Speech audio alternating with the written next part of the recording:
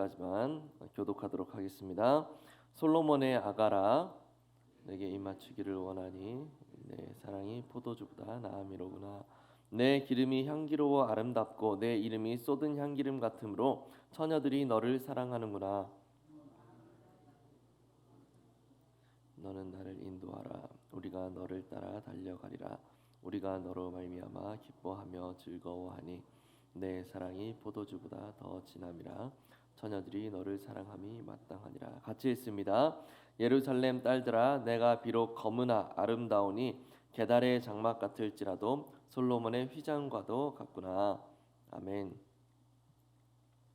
네, 오늘 말씀은 1절부터 17절까지 1장 전체 내용을 살펴보도록 하겠습니다. 오늘부터 7월 남은 기간 동안에는 아가서를 함께 살펴보게 됩니다.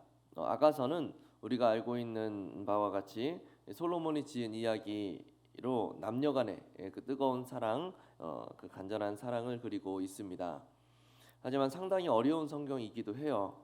왜냐하면 마치 여러 등장인물이 나타나는 것처럼 어떤 때는 남자가 이야기하는 것 같기도 하고 또 어떤 때는 여자가 이야기하는 것 같기도 하고 그런 여러 등장인물이 나타나는 것 같기 때문에 참 어려운 성경이기도 합니다. 그래서 참 어려워요. 어렵지만 그래도 이 안에 하나님의 귀한 메시지가 있음을 기대하면서 함께 아가서를 잘 살펴보았으면 좋겠습니다.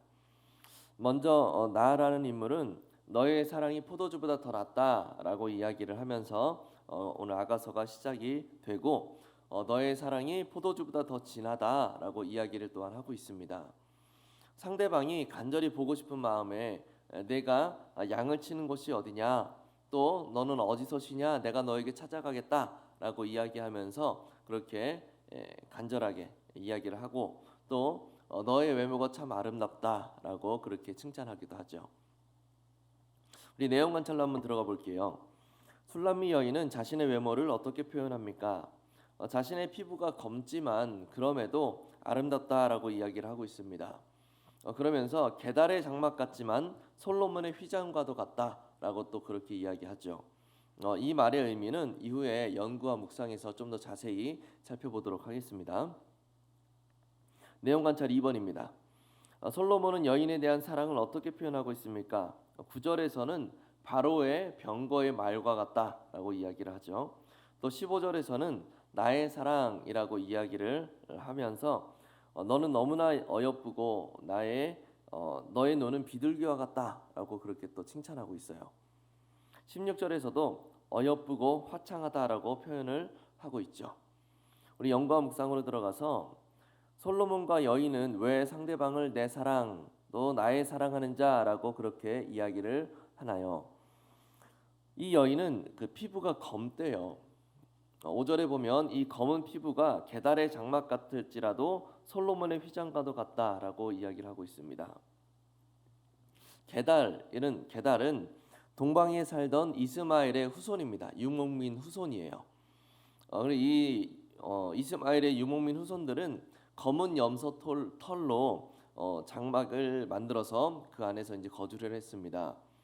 유목민의 삶이라는 것이 참 많이 고달프고 또 늘 밖을 전전하면서 돌아다녀야만 해서 옷이며 장막이며 온갖 먼지와 동물들의 오물로 더럽혀지기 일쑤죠.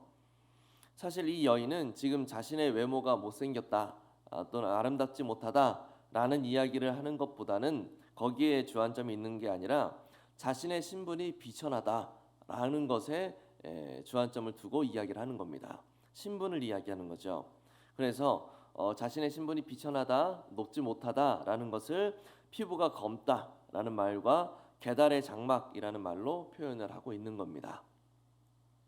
그런데 게달의 장막과 같은 검은 피부를 지닌 자신이 솔로몬의 휘장과도 같이 아름답다라고 또 이야기를 해요. 솔로몬의 휘장은 얼마나 호화롭고 아름다웠겠습니까? 가장 존귀한 곳에 설치된 세상에서 가장 아름답고 휘황찬란한 휘장, 그것이 솔로몬의 휘장이죠. 이 여인은 게달의 장막과도 같은 자신이 마치 솔로몬의 휘장처럼 존귀하게 여김을 받고 있다라고 이야기를 하고 있는 거예요. 이렇게 말하는 근거는 12절에서 이야기하는 바와 같이 자신이 왕의 침상으로 부름을 받기 때문입니다. 이 부분을 자세히 이야기하는 이유는 그런 여인을, 그렇게 비천한 여인을 왕이 귀하게 여기고 너무나 사모하고 있다라는 것을 지금 이야기하고 싶은 거죠. 당시의 그 통념적인 사고방식에 의해서는 이런 여인은 왕과 어떤 전혀 접점이 없는 거예요. 전혀 어울릴 수가 없는 겁니다. 만날 수가 없는 거죠. 그런 낮은 신분의 여인이었지만 그런 여인을 왕이 존귀하게 여기고 사랑하고 있다라는 거예요. 왕은 여인을 향하여서 내 사랑, 또 나의 사랑하는 자, 아름다운 자라고 고백하고, 여인도 또 그런 왕을 향하여서 나의 사랑이라고 부르고 있는 겁니다. 아가서의 전체적인 신학적 주제는 사랑입니다. 하나님의 성품 중 하나인 사랑이 우리에게도 주어졌고, 그 사랑의 고귀함, 그 사랑의 아름다움, 또 사랑의 그 뜨거움, 열정, 그리고 잔잔하며 평화로움, 이런 사랑의 전반적인 것들을 아가서에서 노래하고 있는 거예요.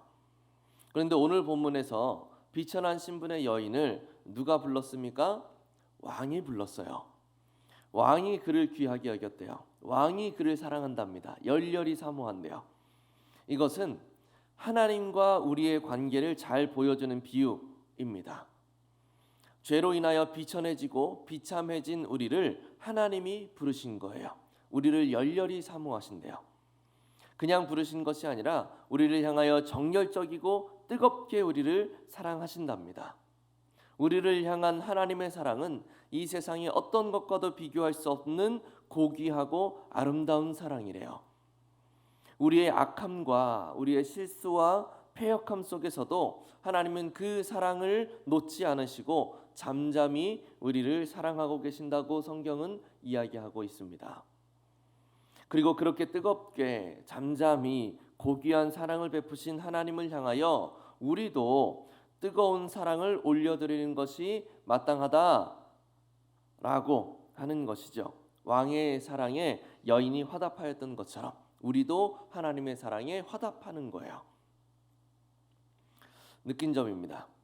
술람미 여인이 자신의 외모와 상황에 상관없이 솔로몬과의 사랑을 당당히 표현하는 모습에서 무엇을 느낍니까? 왕으로부터 은혜와 사랑을 입은 여인이 왕에게 사랑의 화답을 해요. 왕 앞에 도저히 나아갈 수도 없고 어떠한 접점도 없고 왕을 아련할 자격도 없는 여인을 어찌된 영문인지 왕이 그녀를 사랑해주고 아껴주고 뜨겁게 사모하는 겁니다. 이런 사랑을 받은 여인이라고 한다면 그 마음이 얼마나 행복할까요? 너무 행복하겠죠. 여성분들은 사랑을 받을 때 자신의 어떤 존재의 가치를 느낀다라고 합니다. 그렇다고 한다면 이 여인은 그 어떤 여인들보다도 존재론적인 정말 깊은 어떤 행복을 느끼게 될 겁니다. 나를 그렇게나 행복하게 해주는 사람이라고 한다면 사랑하지 않고는 견딜 수 없겠죠. 그게 맞는 거겠죠. 그러면 우리는 어찌된 영문인지 모를 만큼 우리를 향하여서 정열적이고 뜨겁게 간절하게 하나님께서 사랑하고 계신대요. 그러면 하나님의 그 사랑을 입은 자로서 하나님을 사랑하지 아니하고는 내가 견딜 수 없구나라고 하는 그 마음이 우리 마음 가운데서 뜨겁게 일어나고 있느냐라는 겁니다. 내가 하나님이 너무 좋아 죽겠습니다 라고 하는 그 뜨거운 정열적인 하나님을 향한 사랑이요. 그런 고백이 우리에게 있는가? 만일 그 고백이 우리에게 없다면 내 안에 하나님으로 말미암은 행복이 없는 것은 아닐까?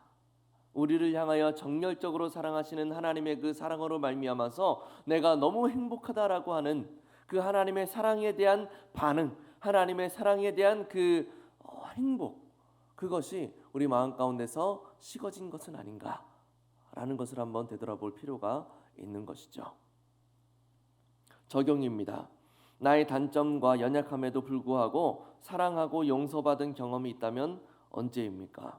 하나님과의 관계에서 한번 생각해 볼게요. 하나님 앞에 도저히 나아갈 수 없고 하나님을 찾을 수조차 없는 죄인인 내가 하나님으로부터 구원의 그 은혜를 누렸을 때의 그 기쁨이 언제였습니까?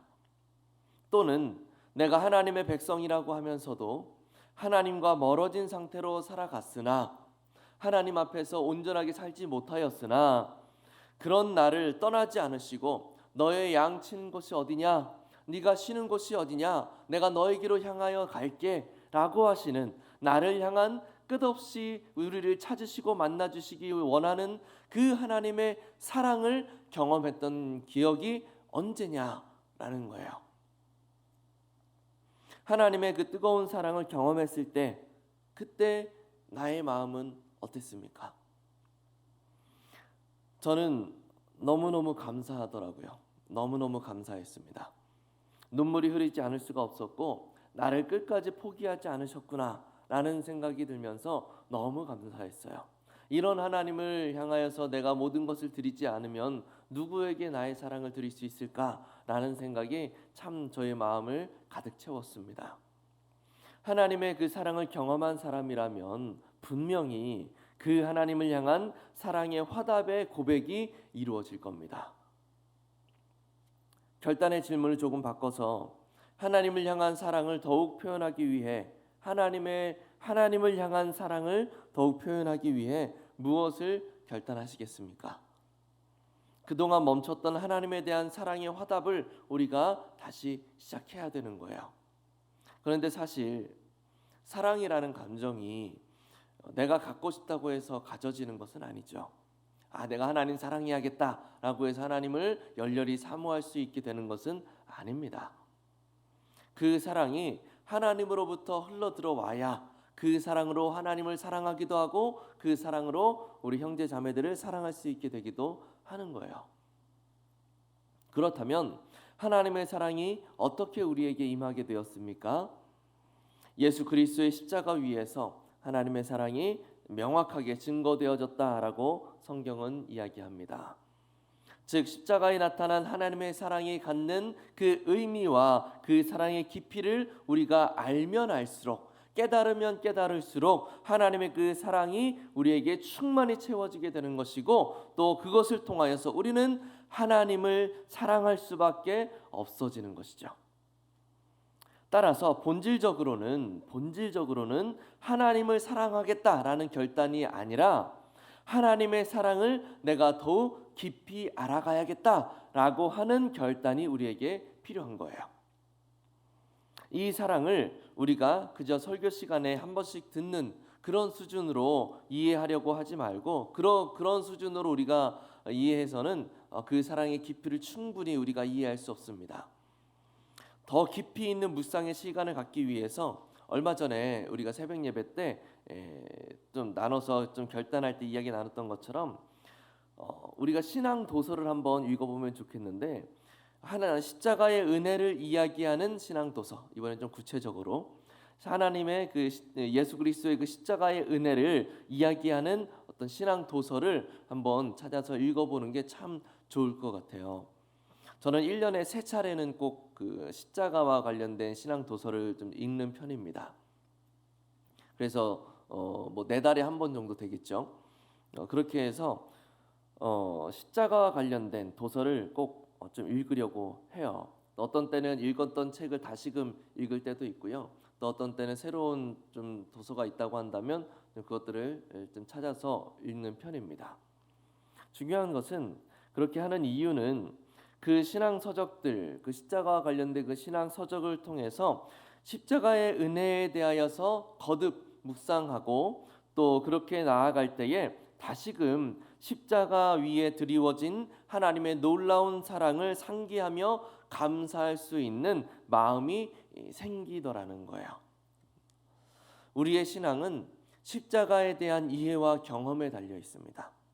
십자가를 얼마나 많이 이해하는가, 십자가에 드리워진 그 하나님의 은혜를 얼마나 우리가 깊이 있게 묵상하고 깨달아가는가, 그리고 그 십자가를 깊이 경험하면 경험할수록, 십자가를 깊이 이해하면 이해할수록, 십자가를 철저히 내 몸에 짊어지면 짊어질수록 우리의 신앙은 더욱 확고해지고 강건하게 세워질 수가 있다는 것이죠.